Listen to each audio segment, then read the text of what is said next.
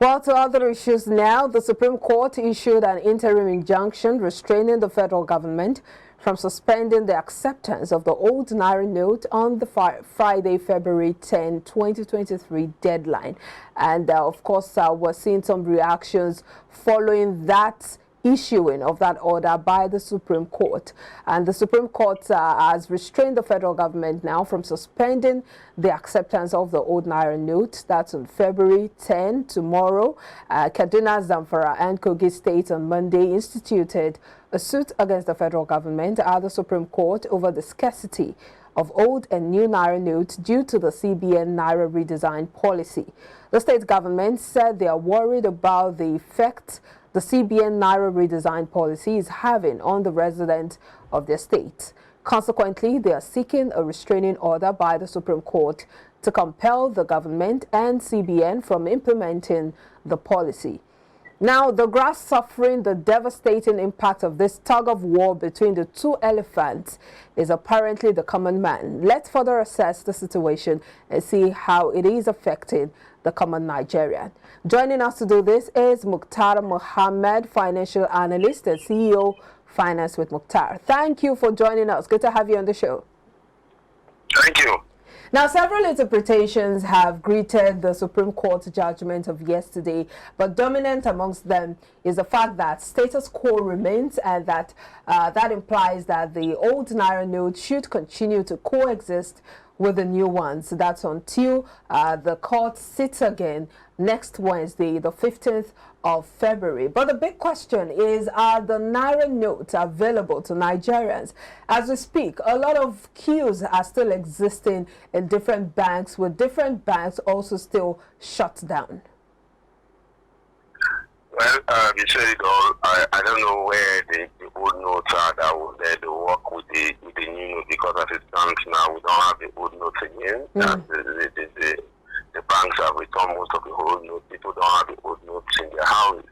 And so those people that have the old notes are the people that got the judgment, which are the politicians, because they are the ones that have stuck the old note in their house to use for vote buying. So definitely they are the ones that have the old note, and that's why we know they are running to court because of issues like this. Once you begin to take politics to your economy and your security, this is what you eventually have, which is chaos, and that's what we are seeing all over Nigeria.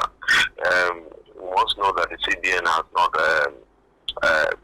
told us before now that look, it doesn't. We are trying to fight inflation, and one of the key to fight inflation is to reduce circulation of funds. And they made us know that about 1.7 trillion of those funds will be out of the system. So they are not going to print back. If we have returned about 7 trillion, about 1 trillion. The CBN, as I said, they have only printed about 800 billion.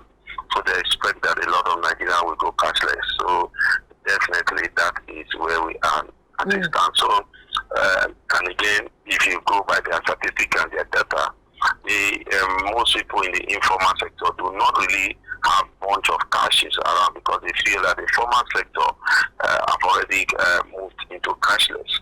So definitely the informal sector, they were creating that 800 billion for within the shortest possible time, which they intend to move them to the cashless policy. Unfortunately, I think politics has hijacked a very good idea, either from the CBN not coming up with their strategies, and then the politicians seeing those loopholes and they are capitalizing on it. And as you said, when two elephants fight, the crowd suffers. So it is the masses that are really suffering. Yeah, indeed. Well, there have also been arguments that the Supreme Court has no jurisdiction to rule in the matter, since it's not a case between the federal government and the state government, but a case between the CBN and the federal government. And this has apparently gone more political than economical. Is this really about the interest of the common man or the political interest of these juggernauts? I think you answered it. Who are the governors? Are they the common man? They are the politicians. So definitely it's all about the interest of and all the things that are happening, because it's an election year. That's why we are seeing all this talk. If it's not an election year, we won't get the kind of response we are getting. Even for the Supreme Court, with the response in terms of the time, record time, in giving judgment on this is quite appreciative. Because But this isn't a judgment, Mukhtar. Sorry to butt in. Mukhtar, this isn't a judgment. This is just saying, okay, status quo should remain until we see again. What I mean is that I wish that that's how we normally get status quo remaining in events that are all that affect the national life. I said that's what I'm trying to say. This is the first time we are getting those type of ruling. Okay, let me not use just ruling. And it was, I mean, we saw it all over within the shortest possible time as when this ruling was given. So definitely it's more political, because when you look at the states that have gone there, these states are states that are controlled by the ruling party. I mean, Zamfara State, Kaduna State, and Kogi State. So these are the three states, and these states are controlled by the ruling party. And again, but we've seen Governor Wike of River State, who is in the PDP. We know that, yeah, that's also controversial, but he's saying that he's also joining the suit. Look, let me tell you, when Wike is playing to the gallery, you know why Wike is doing what he's doing. It's just because of the issues that are involved between him and the PDP. So when I say that we get quick response from the Supreme Court, remember that we've had issues the Supreme Court in the area of tax between the Supreme Court and the federal government, which was taking the state governors and the federal government in the area of VAT. And up to today, we've not got judgment on that. And rather, we saw some of the governors coming out pleading with their colleague, the Lagos State Governor and the River State Governor, to withdraw the case so that they can settle it amicably. And that case has been in the Supreme Court. We've not gotten judgment up to now. But you could see the way we got this judgment immediately. And and what you are saying is that the politicians care less about us.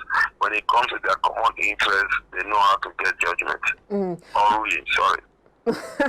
But let's also look at the fact that it has been adjourned now to Wednesday, February 15, 2023. That's 10 days before the general elections. Do you think this would affect the elections in any way?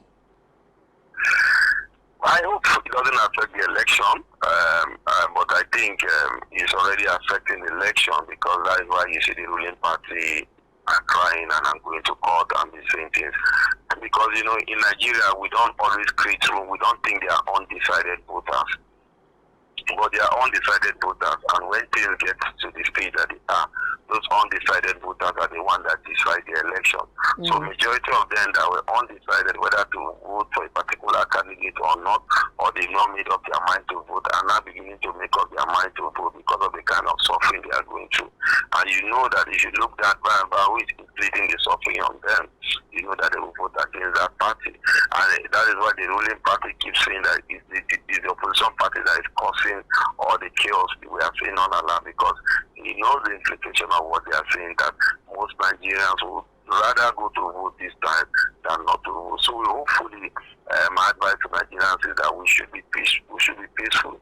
We should be calm. This is a situation that will be addressed in the shortest possible time. And again, when you see a governor of a state telling a state traders that you have a right to continue to collect the old note when our party president comes to power, is going to reverse back to the old. So you see parties that like ideology and parties that have no respect for rule of law.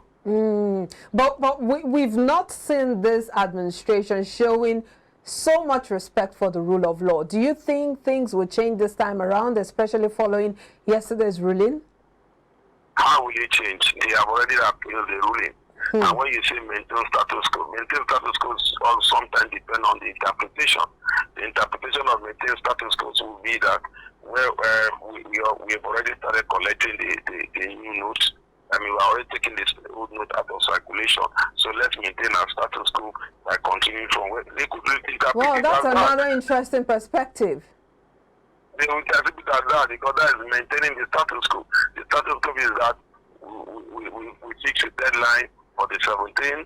The status quo is that we no more have the old Naira notes. We have been collecting it from them. We'll still continue to collect. We We have even said that you can still bring the old Naira note to the CBN even after the expiration of business. So we have not given us any different judgment. Just maintain the status quo, we maintain the status quo. If we are really seeing the effectiveness of that judgment, by now the banking one should be all banks should be open, and then we see that they will be dispensing the old note by the new note. But as it stands now, the banks will tell you that we don't even have the old note in our vaults. So how do we dispense a note that we don't have? Well, because the expected thing is that once you give in the old note, it's supposed to be destroyed by the CBN. That's a common practice, isn't it? Exactly. Well, do you think that this might cause some postponement of the elections in any way?